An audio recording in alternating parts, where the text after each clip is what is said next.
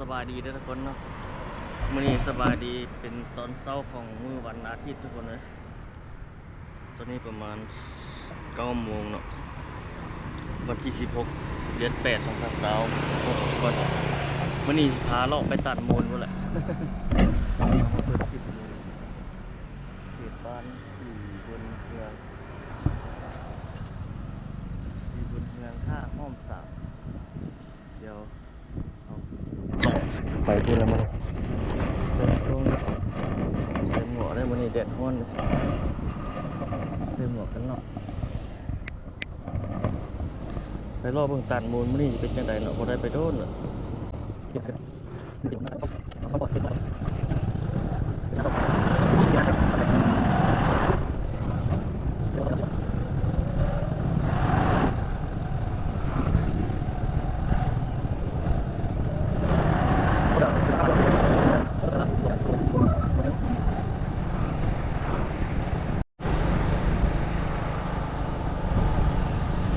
มานี่ใกล้ฮอดเป็นเขตบ้านหนองแตงแล้วเนี่ยทุกคนเป็นนี่เลยทางหน้าปลายบ้านหนองแตง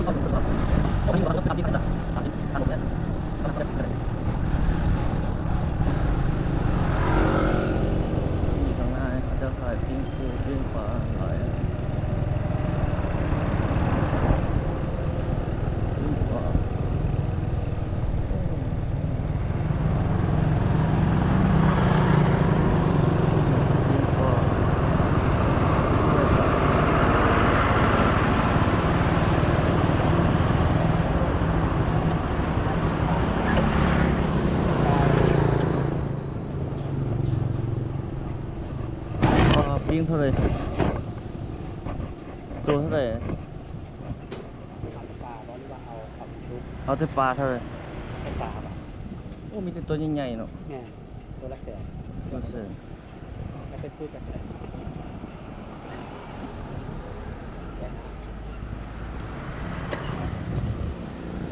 ตัวน้อยพวกนี้เนาะตัวใหญ่เลย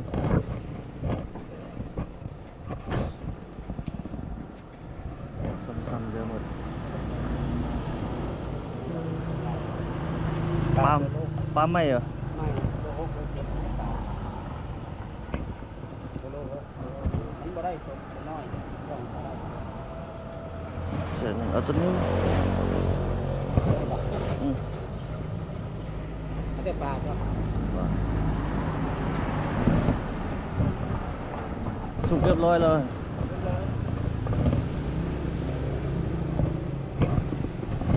อันนี้50อันนี้เป็นสุดครับ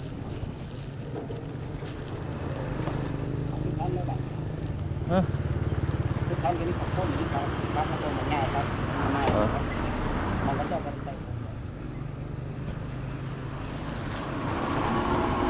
40 เซนสุด40 เซน4ก็ได้บ่สุดเซน4ก็ได้บ่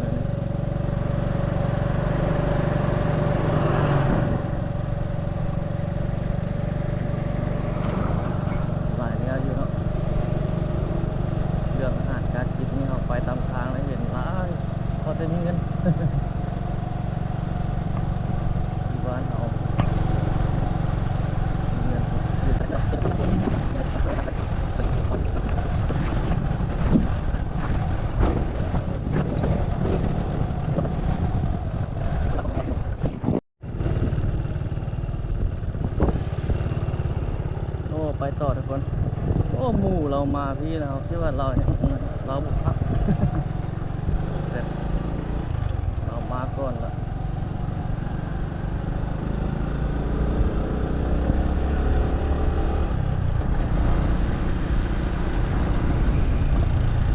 ตาดมูล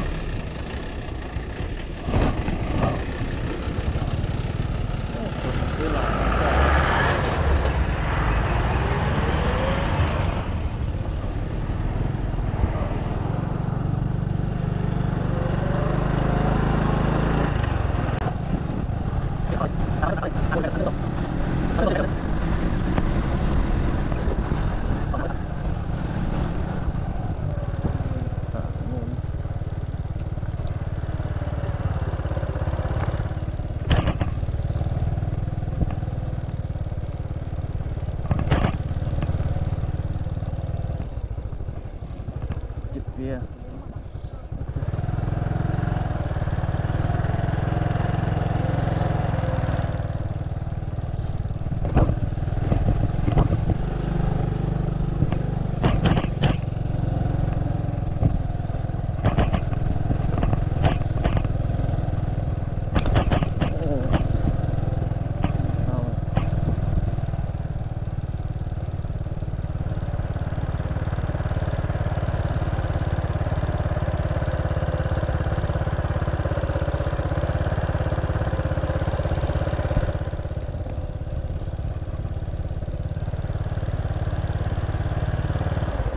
เรานั่งอยู่ทางใดเนาะ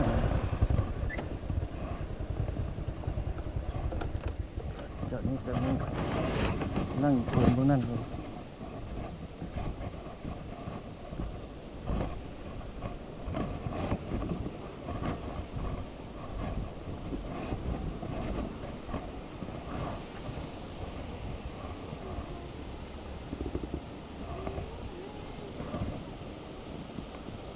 โอ้น้ำไหล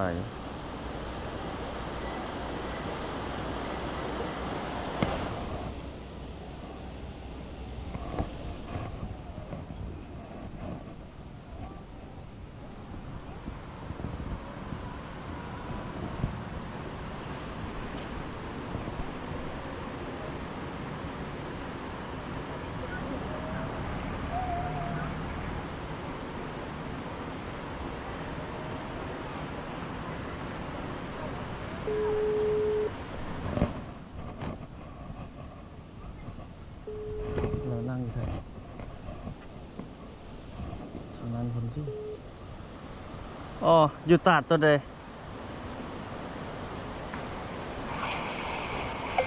ตาดมูลวะเจ้าอยู่ตาดตัวใด ต่างเดียวกันแล้ว ตาดใส่เกาะ เอ๊ะ ว่าถูกดี ตัดมูลเก่าแล้ว นั่งว่า อ่ะอยู่ทาง ดี อันนี้คือทัก อยู่เบื้องนั่นเพื่อนวะ ดูเบื้องนั่นเหรอจะดูเบื้องไหนแล้ว มันมีจะเบื้องจะดูดิ มีตาดหนึ่งตาดสองก็อยู่ทางเบื้องนี่ครับ ตัวหนึ่งหรือตัวชองมันมีอันมีเปลือกมันก็มีแพ็กเกจปี เครื่องบนทางลึก ตัดมูลหนึ่งหรือชองวันนี้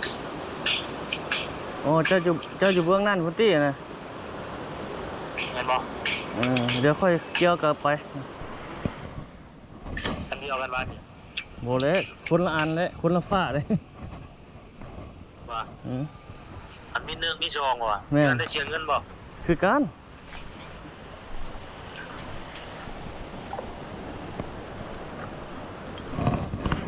เราจะฝ่าเมืองเนาะ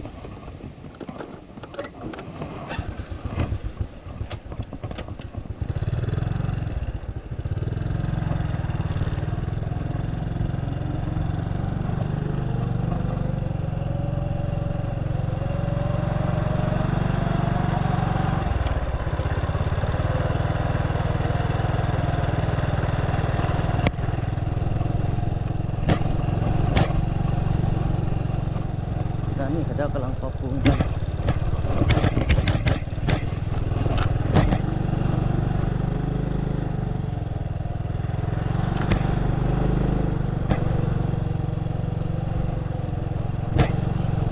ข้ามกลับไปหาเราอยู่บน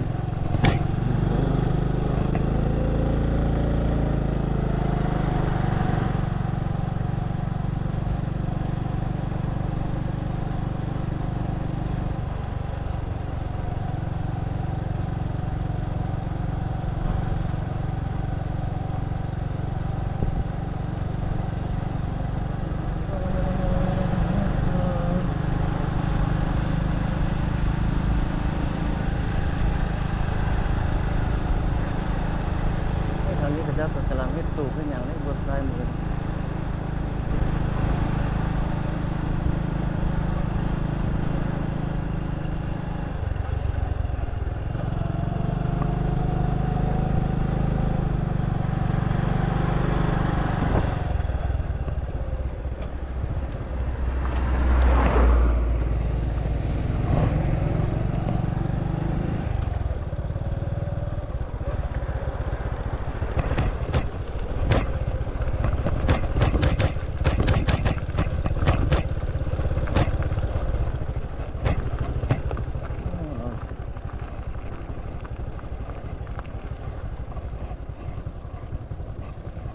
เพิ่งไปได้ปะเราอยู่ไหน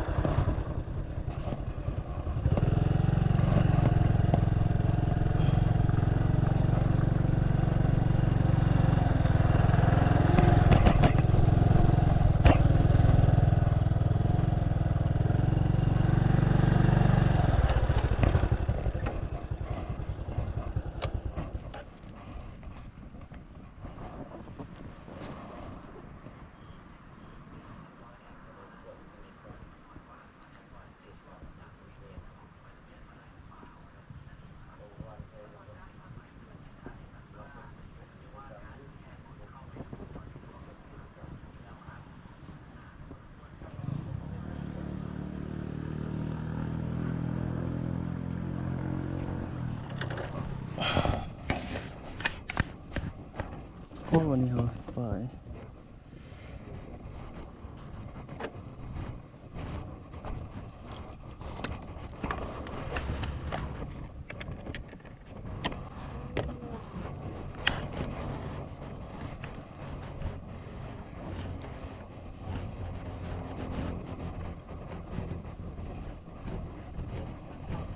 เข้าได้10,000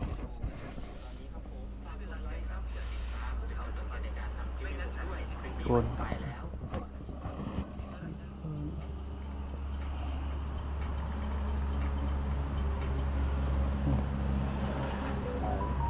แบบนี้นะ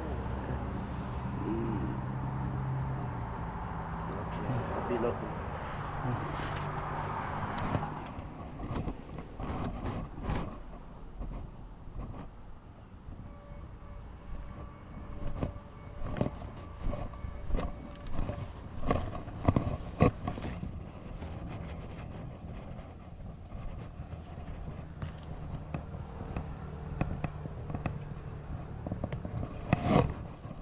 ได้ไปโอ้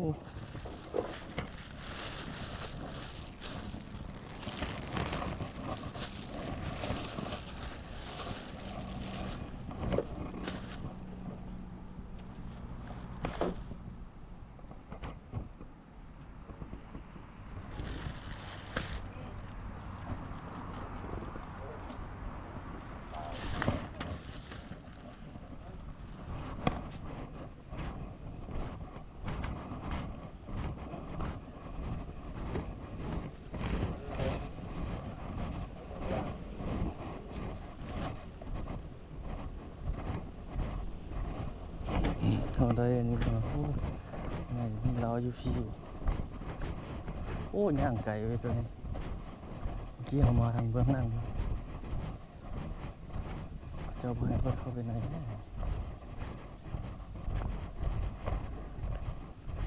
โอ้เรานั่งอยู่ตัวนี้เนาะ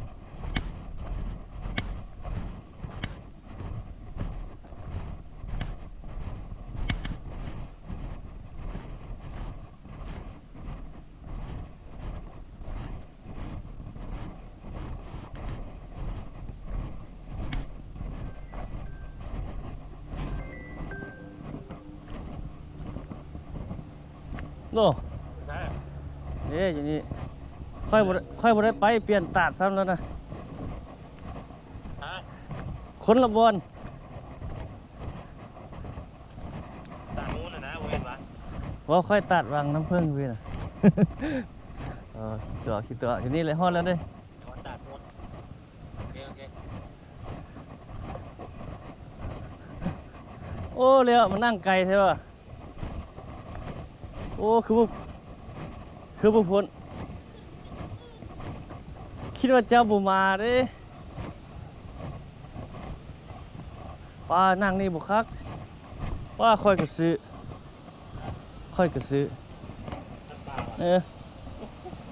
พันเท่าไหร่นะคือเดียวไปนั่งลูกมันไปนี่วะนั่งนี่วะนั่งนี่ก่อนวะโอ้คิดว่าจะเจ้าบุมาเนาะป้าเบียร์ป่องเดียวซื้ออยู่นั่นแกะเอ้าเสร็จไปมิดจัดเนาะคิดว่าบุมาแล้ว ขับรถ โอ้บริสุทธิ์เบียร์ไปญี่ปุ่นมันไกลนั่นเนาะไกลน้ำเนาะนั่งไกลน้ำเลยนะ กินข้าวก่อน ป้านี่ได้ย่างไกลเนาะได้ย่างไกลท่านเอารถจอดเลยบ่ท่านตาตอนนั้นตัดหมุน1ตัดหมุน2 นั่งเนี่ยนั่งก็ เรียกกินอัน พักเขาชุดได้ตัวนี้เลย เจ๊เนี่ยเอาไปแก่ร่วมพุ่นกินตัวนี้เหรอฮะ นี่ก่อน ตาแล้วว่าอยู่ลุ่มแบบนี้ เละหมดเลยโอ้ ใครมายืนในข้ามา โอ้สมองไฟจนสิหมดว่าเบียร์บริสุทธิ์เหรอถึงนี่บุกินเหรอ รอเข้าพรรษา ตัวข้าวสารกินมา เรากินเลยบุกินมาหอนี่ทุกคนจะน้อยลงไปรีดน้ำคือโลโอ้นั่งกุนนะไกลๆน้ำเลยนะเอาเพใส่นั้นเลยเกะใส่บดใกล้น้ำนั่งแกมน้ำ โอ้โหแม่กินบัดก่อน ชื่อทั้งคน เนี่ยตลาดจันทร์สว่างนะตั้งกล้องไว้ดิ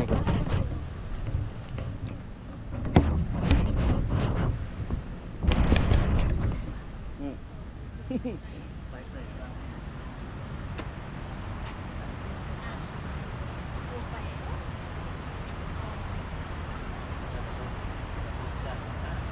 โอ้แรงไม่หลาย มาเรียนมันสไตล์มาของเรียนมันสไตล์ จะพูดอย่างไร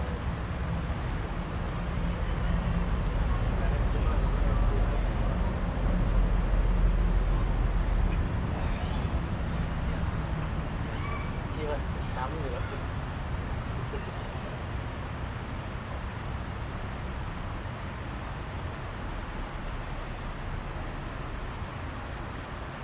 โลกทำให้ที่ไทยเกี่ยวนะเส้นหาเจ้าต้องไปเช้าเพื่อมีจัดผมไปแล้วนี่วันนี้ว่ะโอ้เดี๋ยวมาเดี๋ยวเช้าเดี๋ยวมาเดี๋ยวเช้าค่อยไปได้ส่งแขกอีกเมื่อเช้านี่แม่เขาบอกเราส่งถึงนะ2 เที่ยวกูจานั้นยังรูปรถไฟขอบไปบ้านนี่เลยขอบไปได้บอกมาเตือน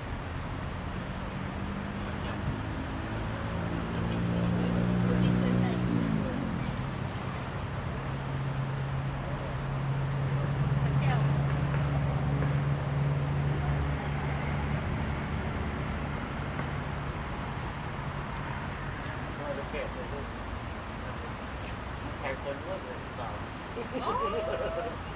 อย่าเพิ่งสาบนะ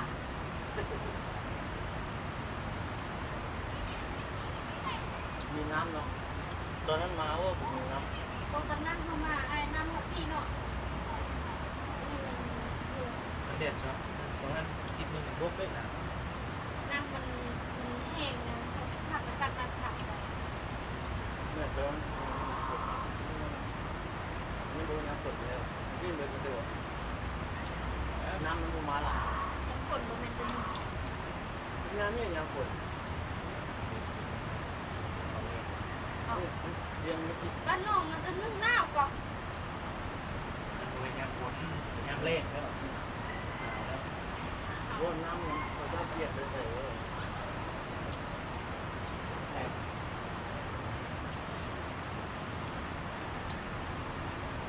มันเป็นของทหารที่ตัวนี้ของเจ้า แล้วจะนุ่มด้านนี้ก็จะรถไกลเนาะตัวนี้เรารถจักรให้เขาจอดทุกที นั่นเลยเดียว ก็นั่งเข้าไปวันที่อย่างก่อนเป็นอย่างก่อนก็นั่งเสีย มานี่ด้านนี้ด้านที่เขาไปนั่งมาบอกเกิดจาก พวกนี้ของบ้านตอนเราสองนั่นปุ๊บมันพักก่อนที่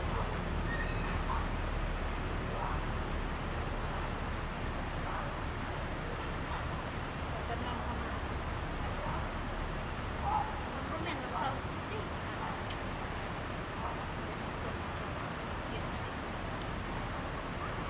มีเรื่องเข้ามาผมมีน้ำเลยจุดมาไว้จำนั่นสิโดนแล้ว4-5 เดือนหลังห่อตัวน้ำใส่กิน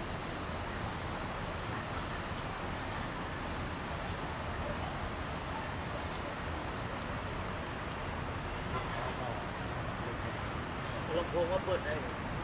เปิดแข่งเดียวเลยนะได้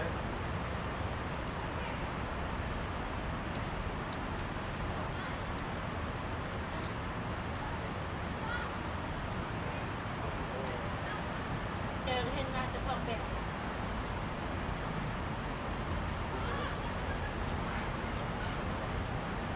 เห็นข้างหน้าแล้วไหมไม่ตื่นเลยอ่ะ โอ้น้ำมันไหลออกมานี่เนาะทุกคนเนาะจืบมานี่ใส่เยอะน้ำจะน้อยเขาที่ไปนั่งอยู่ลุ่มไปนั่งอยู่แคมป์น้ำลุ่มเด็กน้อยกับเจ้าลิน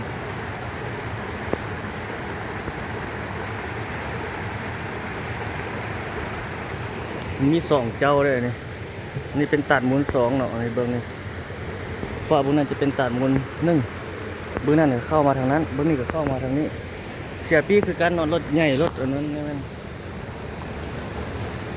รถใหญ่บุหูรถใหญ่รถจักรใน10,000 กีบเขาเจ้าเก็บปีนะ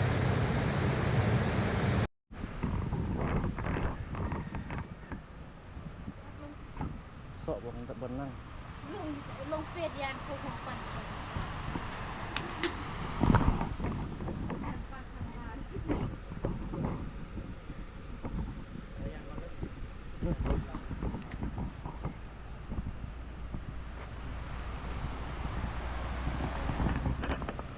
ก็เอาลงไปนุ่ม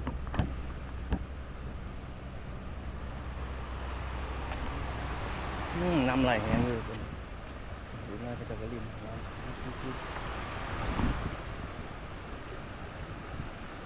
มีปลาบ่เนาะ กาดมูลเด้อทุกคนกาดมูล2กาดมูล1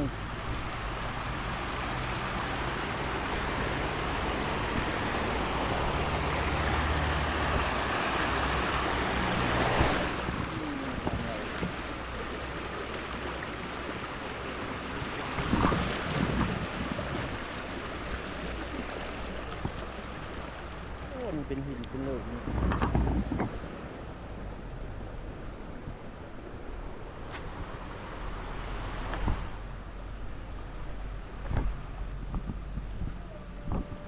น้ำบ่หลายปานใดเนาะ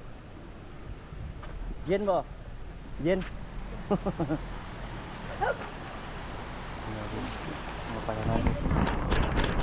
โอ้น้ำหลายเจ้ากำลังมาทุกคน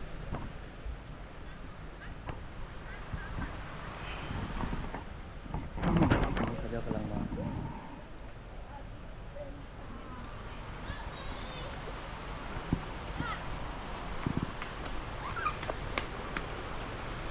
โอ้นี่เป็นเครือหางไม้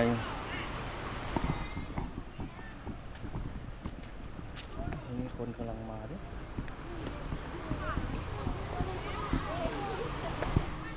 ผู้สาวคนนี้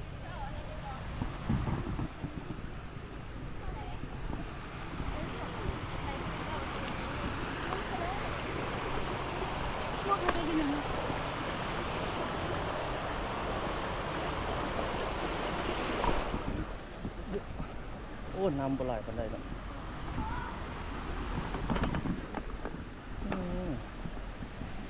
คนกำลังมาทางนั้นเลยโอ้น้ำไหลไปจุด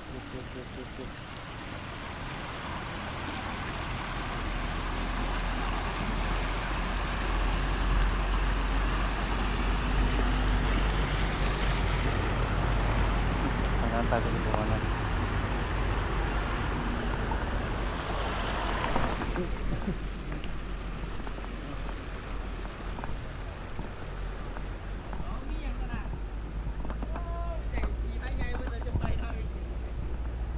โอ้ขึ้นทางนี้ไป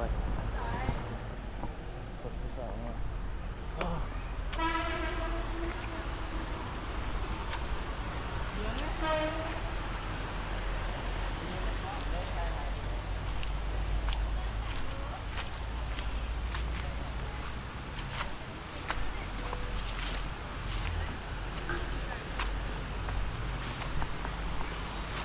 ห้ามตัด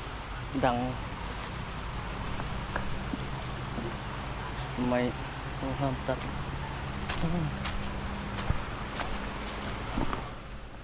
โอ้ทางนั้นเขาเจ้ากำลังปรับปรุงเป็นบ่อนจอดรถจอดอย่างเงี้ย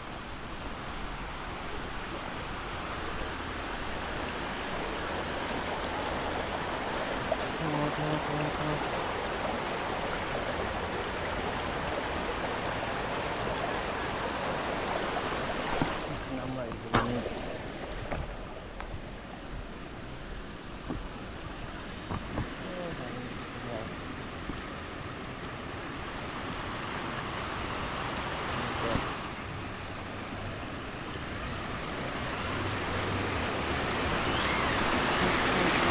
ข้ามได้หมดเลยโอ้ไม่มา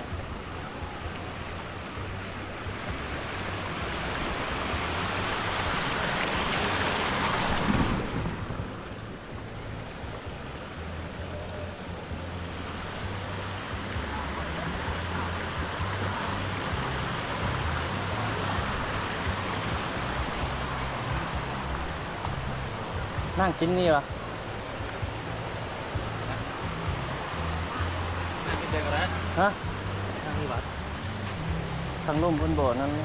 ใส่กินมันโมเดล นี่เนาะ เอาบนเดียว นี่เนาะ ที่พักเนาะ ฮะ พักเราอยู่บนเนาะโอ้ขึ้นไปได้เทิงมันยามไหนวะ จะมาแต่พูดเหรอ มาที่ไหนนั่งจะอยู่หัน พูดแห้งตูบไหลลูกมันแห้งตูบไหล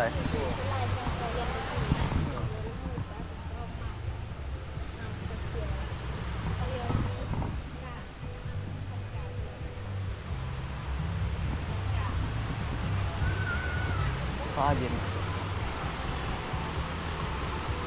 ทางนั้นไว้เขาเจ้ากำลังเฮ็ดใหม่เด้อเนาะ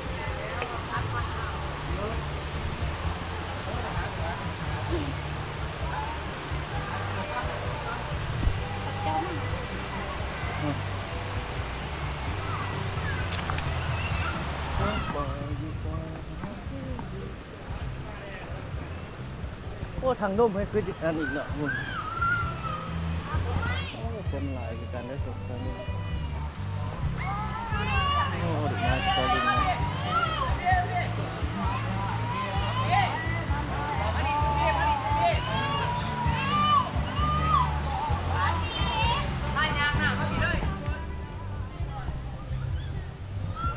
คนนี้อยากไปหาย่างเลาะลงรุ่นนี่ก่อนโอ้จังหวะจังย่างไปพุ่นเนาะ ไปปาตูสิ โอ้คนหลายเด้อ หลังไปใช้ กำลังกินเงินคักแล้ว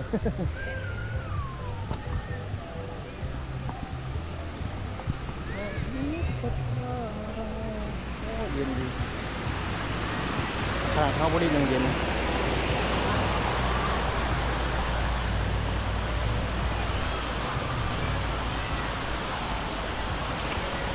โอ้บรรยากาศทางนั้นมีตูบเป็นอย่างเงาเลย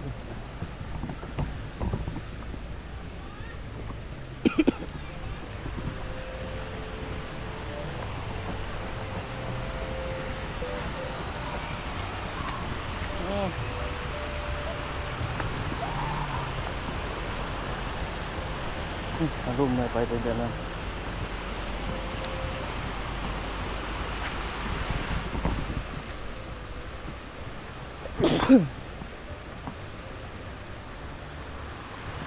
มีตูบมีอย่างนี้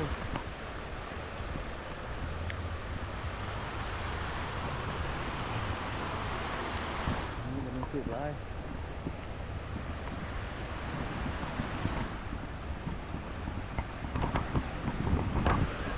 โอ้จามโอ้คนตัดมูลล่าสุดขุดออกแล้วกำลังมา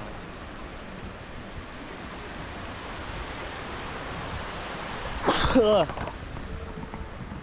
โหนี่15นี่เหลือแต่หาไม้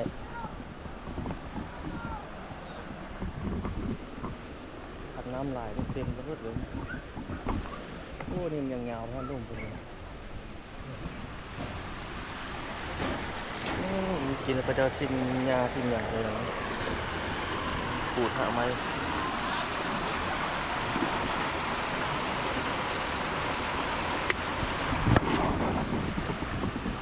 แล้วก็ปลอดภัย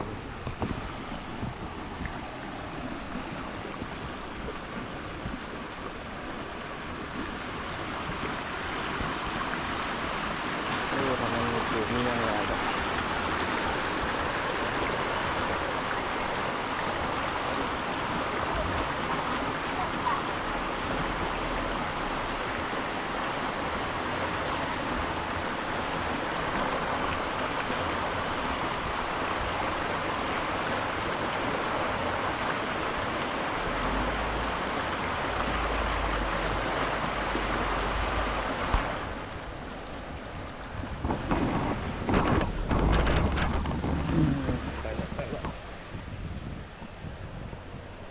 ข้างหลังก็ยังลงไปพุ่นอีกเลย น้ำไหลนี่แห้งอยู่น้ำ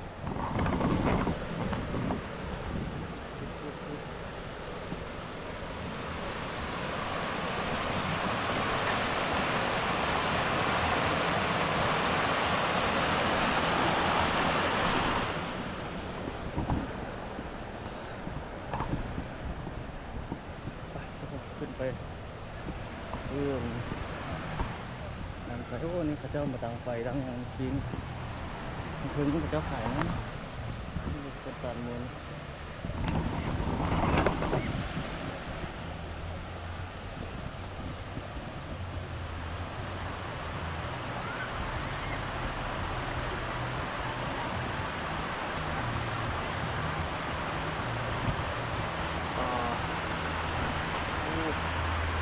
คนกำลังมาตัดมูลแล้วขึ้นมาทางนี้โอ้โหโอ้มีตูบนั่งร้ายบ่ได้มาโดนเติบ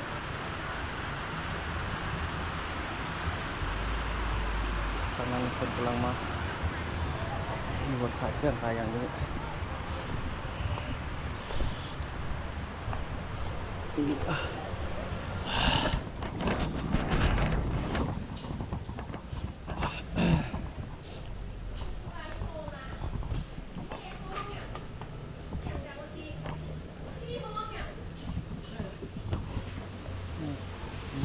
ข่มีอย่างเบียร์ก็มีอ่ะ โดย เบียร์ป่องเบียร์แก้วเนี่ยเป็น เบีย แบบ ร์ ไหน เบียร์แก้วอ่ะเบียร์ลาวแก้วหนึง30,000เบียร์ปองยาว22เบียร์ชั้น18 เอาเบียร์แก้วก็ได้มีจอกมีน้ำก้อนเนาะเบียร์ป่องเนาะ เข้าที่อัดวิดีโออ่ะ เนี่ย YouTube อันนี้กูก็เนี่ย ไปเบิ่งคืนได้ YouTube เอาเบียร์3แก้วเลยตัวนี้อยู่ลุม เบียร์ลาวแก้วอ่ะ แม่นน่ะ แล้วมันก้อนโล น้ำก้อนเอา เขาจอบไปด้วย เอา3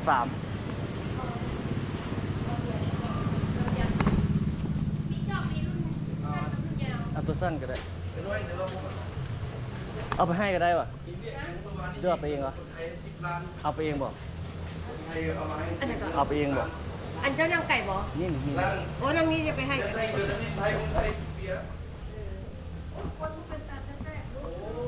โอ้มีคนกำลังด้วย คนมันก็เอาใจใส่ อยู่ร่มเนี่ย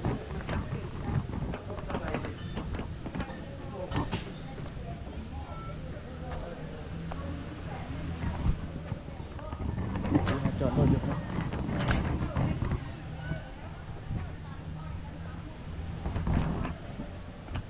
โอ้โหโอ้อยู่คุณนะโอ้อยู่คุณวน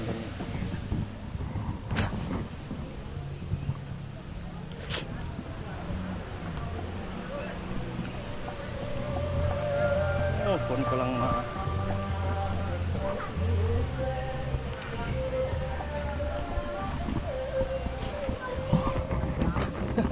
โอ้แต่งกินพอสุดยอด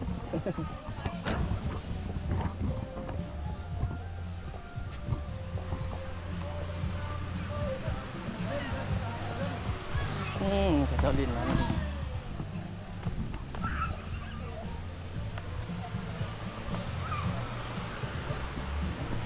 เฮ้ยเขาโอ้เย็นเลยอยู่นี่อยู่รุ่มคนฮอน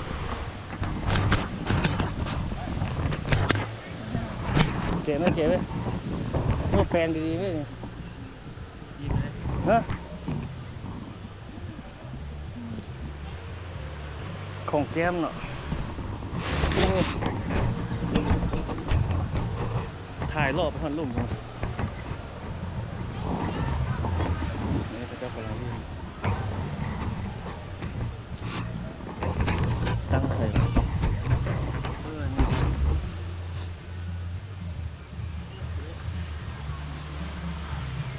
โอ้ทำไมพระเจ้าดังไฟใส่คักเลย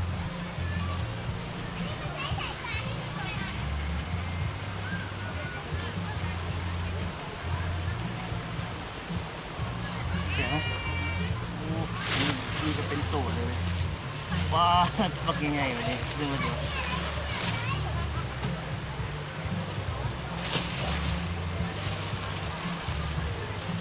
กินเพื่อเดียวได้มาทุกคนเลยมาลุยต่อโอเคอันนี้ใส่เจ้านี่ครับ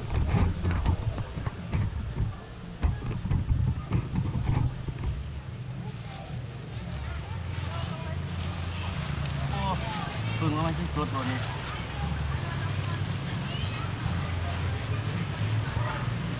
นี่ว่าปลาสดปลาใหม่บ่ปลาใหม่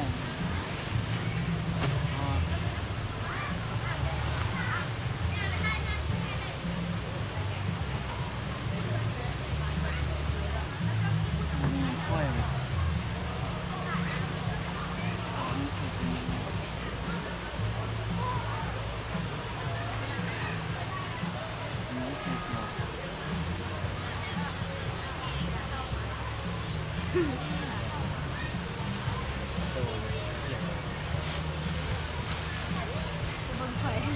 กินใส่เกียร์มีพื้นครับ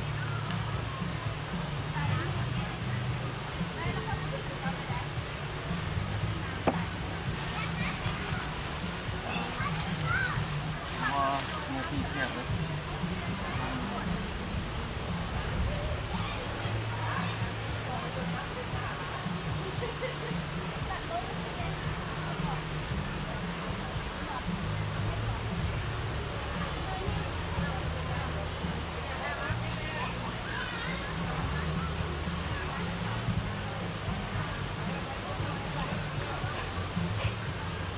จะมีบนปิ้งปลานี่โอ้คักเลยดิโอ้นี่มาที่เก่าเลยเนี่ยลุมมาแล้ว มันมีเบิร์ดป่า นี่พระเจ้าดินแล้วกินมาทางนี้ไป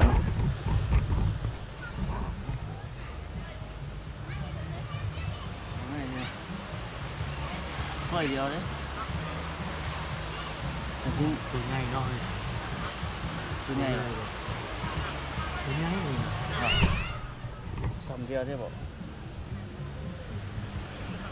ปลานิลปลาหนองหรือปลากระสังปลาหนองเลยเบิ่งผักนี่โคตรหลายเลยเนาะ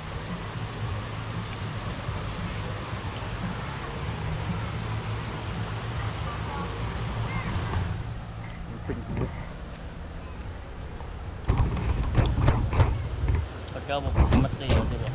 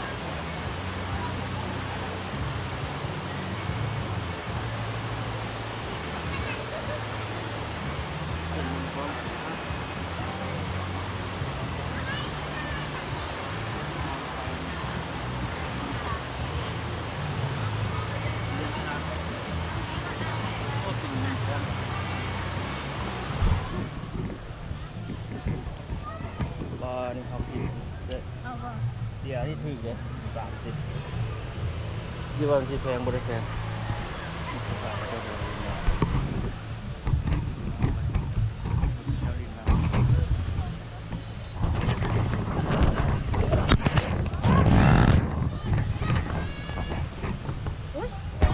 ยังวะ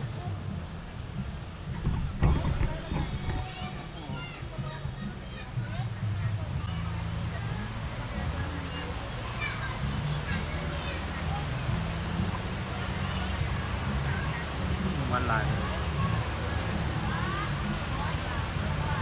กินไหม วันนี้ ยังหวานอยู่เลยปลาหมื่น ปลาไหม้ได้ดีนะมันก็ซื้อกินบ่อย เพราะว่าจะซื้อมันแล้วมันก็ไม่เหลือปะ แต่ว่าปลาเอาดิบกินไปกินไม่ได้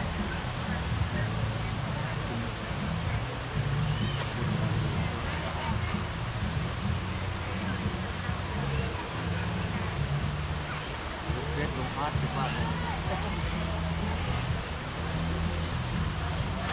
มันบันทึกอะไร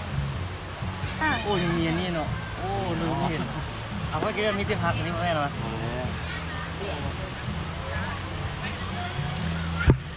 ปิ่นอันใส่ปิ้งปลาปิ่นอยู่อ่ะเบียร์ลาว ยังเล็ดลงจริงวะ แม่หรอโอ้มีต้นแห้งซากสอง นะ สามเด้อ ซื้อเบ็ดเติมไว้ก่อน ที่ให้เลยซื้อครับเอาไปเถอะเอาไปเถอะยังไม่ได้ มึนมือสบาย ข้าวหมก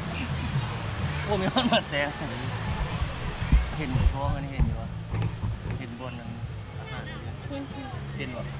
เห็นแมงวันอะไรเห็นเลยเป็นเบาเป็นเบาเท้าเส้นเดียวชื่ออยู่นี่ประมาณ3-5พอใครเลยเนาะเก็บเบียร์เนาะ ถือกูหันปักซี่เนาะ ดูเขาย่านกล้องดูดูเขาย่านกล้อง ใส่ ก็ต้องถ่ายพัน เอาก็เราหาไปอยู่ก็ กลมอยู่ที่พันพันก่อน เอาไปเสียวซื้อเนาะ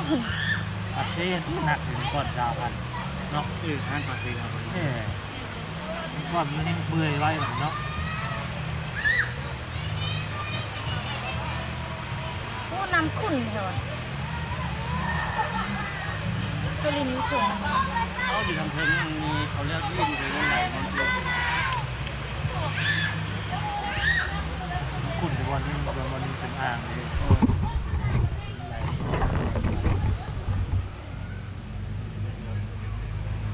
เอานี่ลง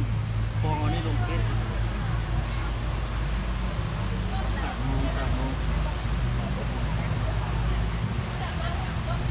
เคยเล่าเนาะไทยก็เคยเล่า เปื่อยลาวดิ ภาษาเขาที่นี่มันเป็นพอๆเนาะเคยเล่า กันไม่อย่างว่านะไม่อย่างมัน โอ้มันคือวันนั้นใดเนี่ย ตัด บริตัดกันอันไปตัดฟิลเตอร์มันซื่อๆมันบริตัดออกมาโหบริผักเสียงบริตัดโทรศัพท์ ใส่รางวัลนี่เลยครับ ยังซอง อันนี้สมุนไพร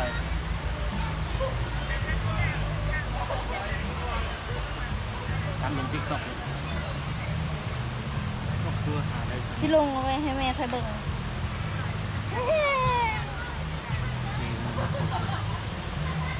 มันเดือนเฟซมันเห็นข่อยเลย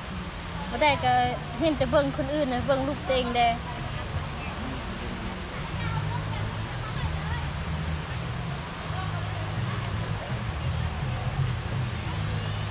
เป็นแนวจะได้เป็นหู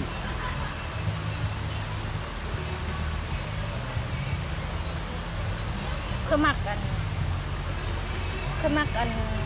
บักอันนี้ของเพลงโอเพลงมันนะเขามักฟังเบิ่งค่อย ก็บ่แม่นสมัยตะกี้จังค่อยมักเพลงมัน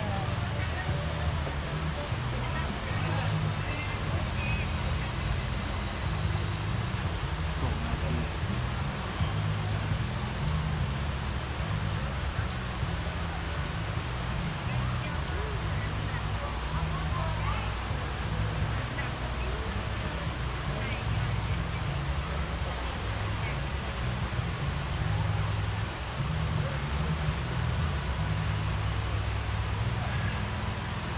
ว่ามื้อนั้นหมด120,000 3 คน 4 คน 3 คน เปลี่ยน2หรือล่าง2 ล้านสองอ้าวโหเส้นหาเจ้าก็บ่ไปเส้นอำเภอเวทก็บ่ไป ไกลๆอีก ฮะ ไกลๆอีก บ่ว่ามื้ออันนั้นนะ2-3มื้อหลัง ไปเหยียบ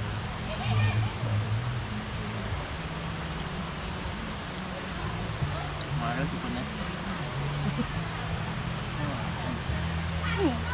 อย่าจับจ้องโอ้ยฮะ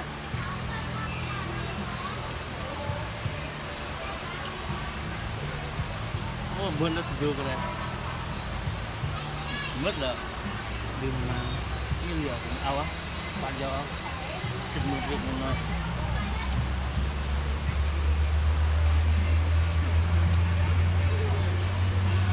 เร็วพี่น้องเลย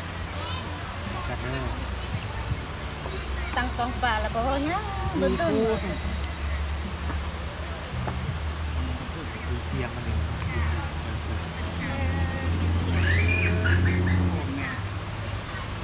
มาแล้วทั้งเท่าไหร่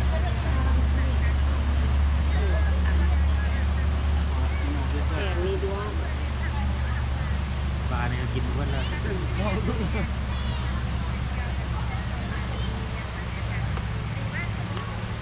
โฆษณาไอเดียลาวก่อน สปอนเซ เอ้า อร์ มันขนาดไหนเถอะวะ สปอนเซอร์เวลาพอ เชื่อว่าเฮ้ย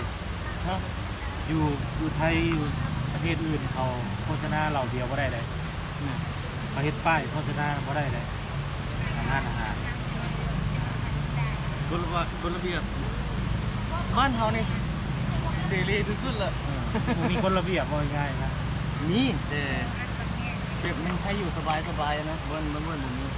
มันว่าของมึนเมาเขาบ่อยโฆษณานะอยู่ไทยนะ เนี่ยนะ มันคิดมันระเบียบ มีกฎหมาย มันแนวอื่นโฆษณาได้ แต่อยู่บ้านเฮานี่คุ้มตนเองว่าใช่ไหมบรรยากาศวันอาทิตย์เนาะตาดมูล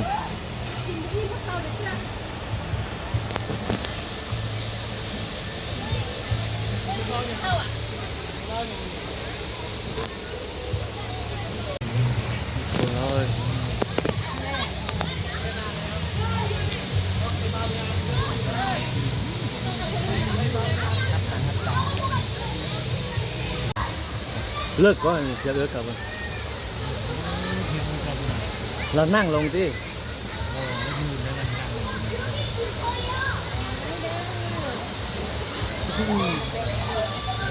เดี๋ยวเด้อ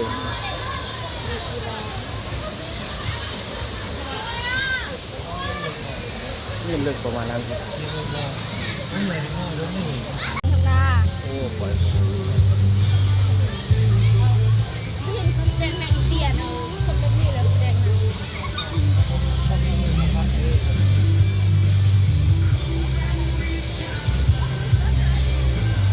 คนต่างประเทศจะ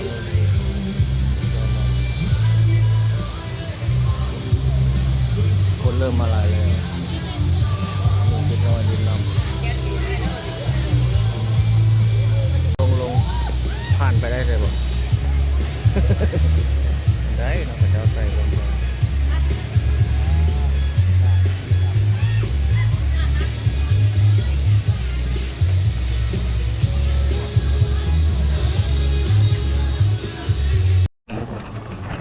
เห็นอยู่เนาะเห็น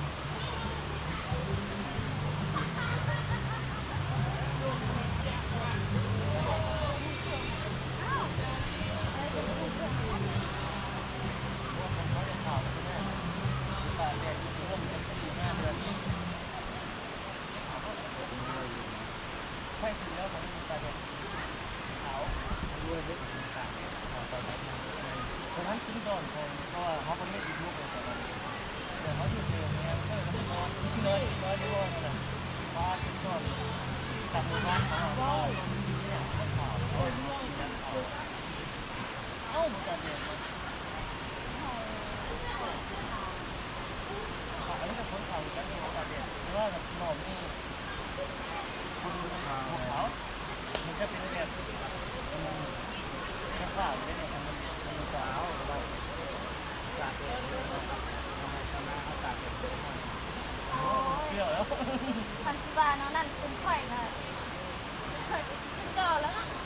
ข่อยจะ หัวใหม่เลยบางคนนี่มีแต่ห่มกระดำนะหัวใหม่เป็นอะไรนี่มันขาวนี่ทานรุ่นขาวรุ่นทานรุ่นขาวแล้วเขาไปแล้วก็แดดจากปีนึงเลยขาวแล้วเขาอยากไปดูเขาอยู่ห่มอยู่มันมีเมื่อขาวเขาเป็นที่อันตรายเขาเรียกว่าจากเด็กเขาไปเจอเลยที่จากที่ที่เที่ยว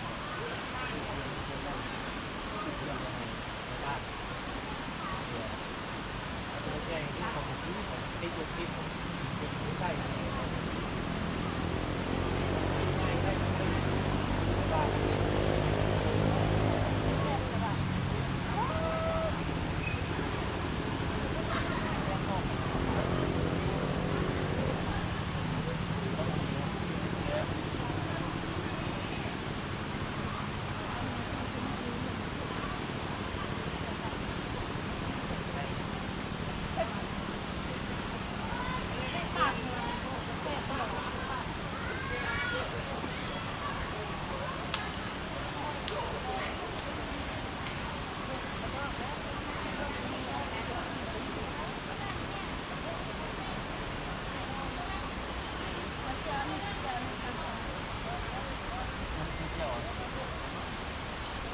เจ้าหน้าที่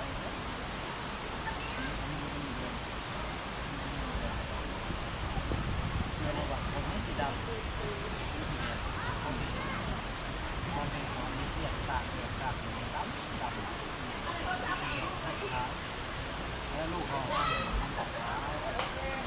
ของมันดำนี่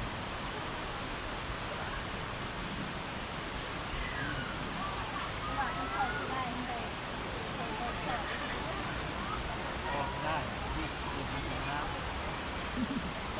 เห็นลูกพอเป็นได้ลูกนะพอเป็นน้ำลูกได้ไม่เลยมองลูกน้ำ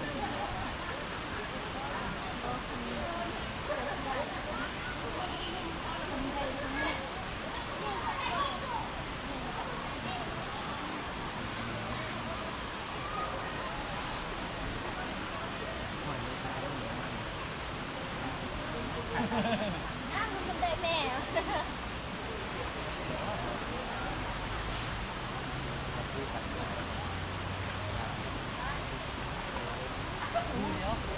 มันต้องแบบคล้ายๆเดี๋ยวมันต้องมีตาบนเรื่องนะไม่ใช่ตานี่เรื่องอะไรหน้านี่มันต้องแบบนั้นอ๋อ คนมากที่พ่อกับเมื่อ มันที่ได้เพื่อนที่เลยต้องมีแบบได้หน้าตาพ่อวันนี้ได้คิ้วแม่วันนี้กัน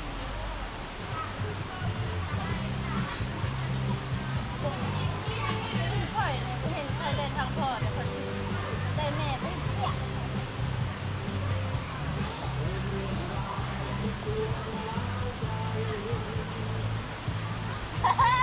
แต่เราเป็นว่าคุณแม่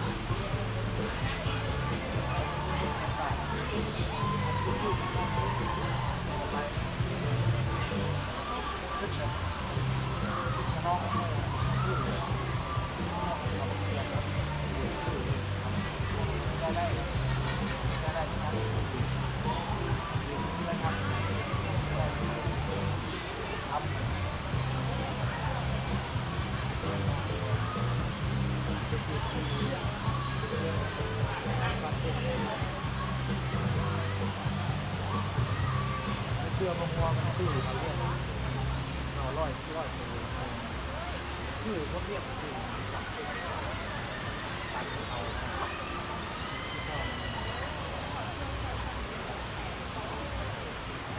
เด็กโอ้เด็กมันคือว่า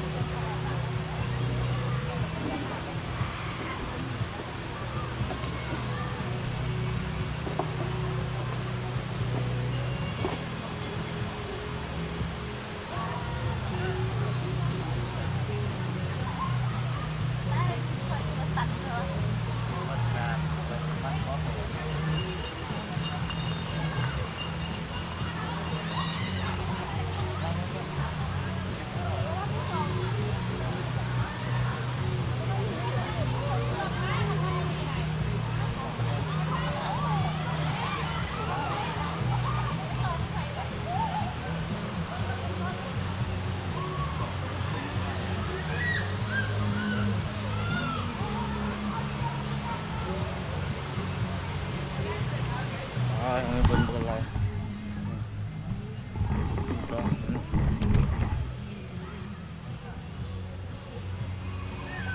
นกปล่อยมึงปฏิบัติโอ้บุได้มึงจะตั้งใส่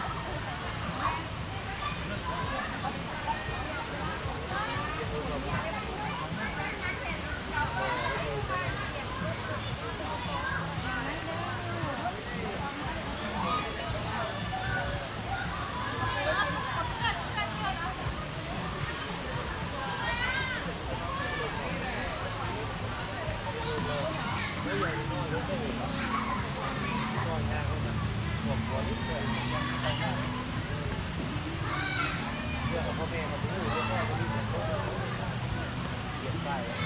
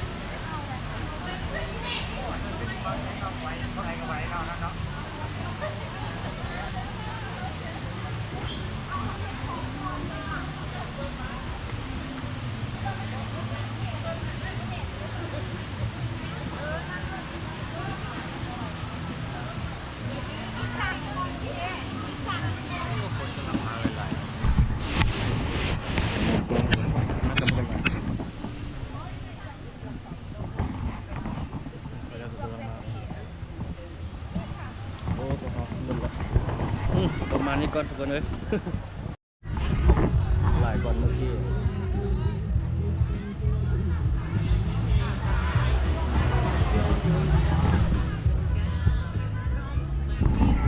โอ้ทางนี้มันปิ้งใช่ทุกคนใช้เตาได้ได้กินได้ว่าคนเริ่มมาหลาย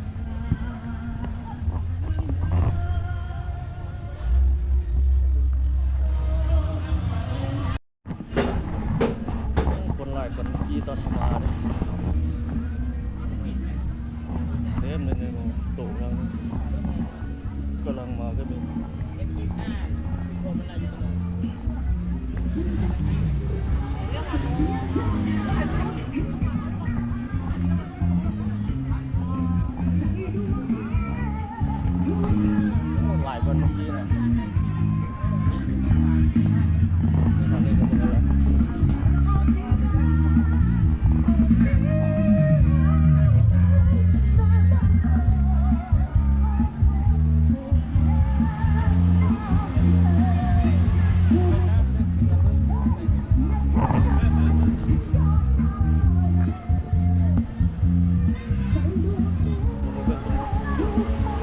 โอ้ยกระเจ้าดินเนาะ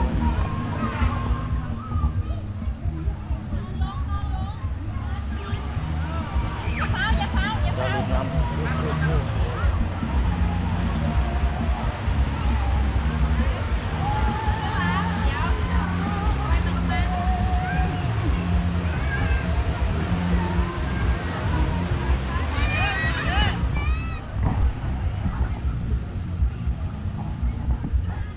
อันนี้เป็นโต๊ะนะ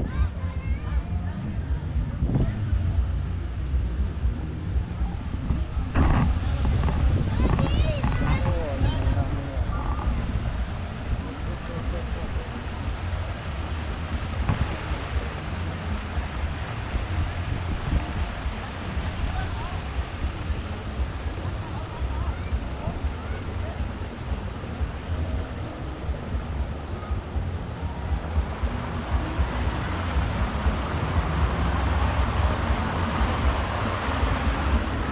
โอ้ยยังเลยพี่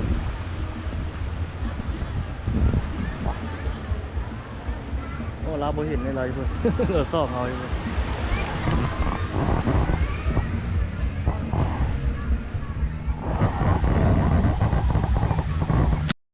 เป็นเพิ่มอีก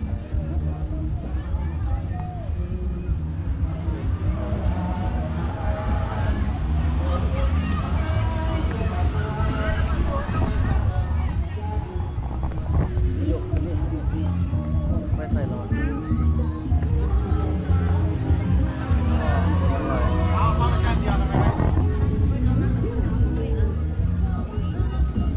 ว้าก้นก็มีอ่ะยาวไปฮอดลุ่มนะไปพุ่นเลยแม่นก็ออกไปอันวัดมันยังวัด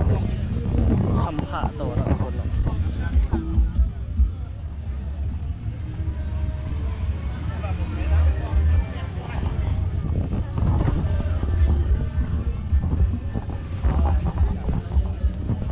ก็จะมีตู้นี่ยัง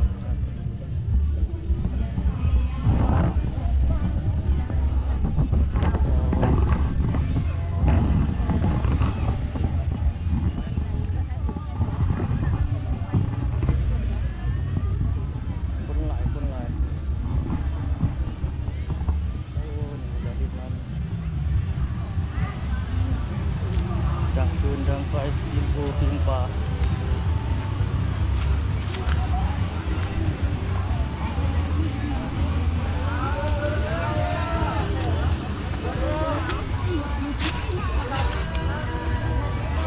โอ้คนหลายคนนี้เนาะ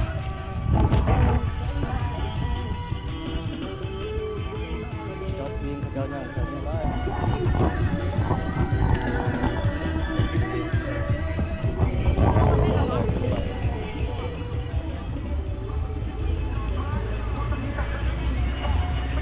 ปิงปูปิงปลาโอ้นี่ก็จะเป็นให้ตัวใหม่เยอะ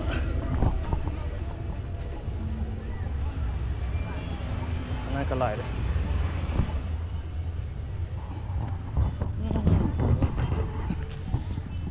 หลายคนหลาย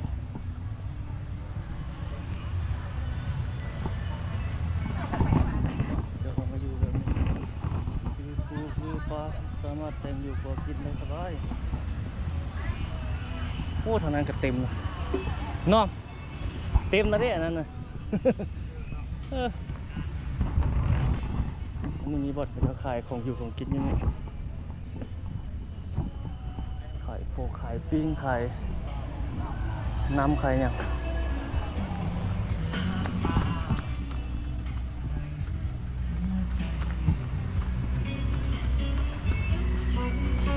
โอ้มือซอยยังบุมีอันนี้เต็มแล้วป่ะเนี่ย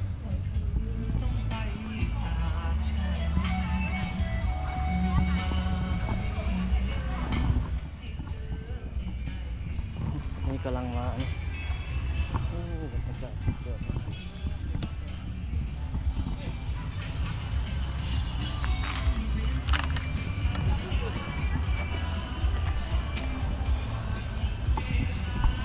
โอ้วงของทุกคนเลย อันนี้เราจะไปวัดทำพระวัดคลองมาต่อเนาะรอรับชมในคลิปวิดีโอไปเด้อทุกคนคลิปนี้ก็สิประมาณนี้ละนี่ห้องน้ำเสียปีที่เก็บที่บ่เก็บว่ะเก็บเข้าฟรีอ้อ โอ้ห้องน้ำใสเออคิดว่าเขาเจ้าเก็บปี เก็บถามมันก็ อ๋อ ถามขับรถแต่ว่ามีเงินสดว่าว่าสิเข้าห้องน้ำเพิ่นโอ้ยเข้าฟรีเหรอ อ๋อ โอ้เข้าฟรีนะโอ้ต้นไม้ต้นนี้ใหญ่เลยเข้าห้องน้ำแป๊บนึงก่อนอันนี้มีต้นไม้ไผ่อยู่นี่หลายปีเลยเขาเจ้าเก็บปีอยู่เนี่ยโอ้หลายแล้วรถจักรมากันเลยไปทางนี้เลยโอ้ฮ้อนเว้ยคิดว่าเขาเก็บเงินไม่ได้เก็บพอดีฮะ เอาไปเป็นพนักงานที่นั่นเหรอขึ้นมา โอ้แม่วัด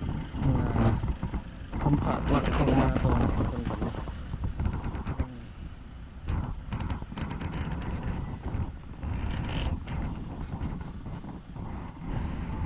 เอาไปหาเด้อเอาตัวนี้เลี้ยวขวาเลี้ยวซ้าย